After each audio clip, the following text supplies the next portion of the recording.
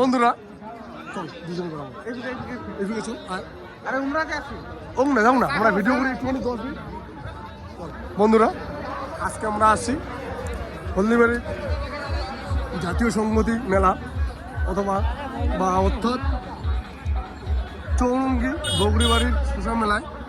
আজকের এই মেলায় তোমরা হয়তো দেখতে পাচ্ছ এই মেলার কি ভিড় প্রচণ্ড ভিড় এই মেলায় তোমরা একটুখানি দেখে নাও কি প্রচণ্ড ভিড় বন্ধুরা তোমাদের জন্য আমি ভিডিও করছি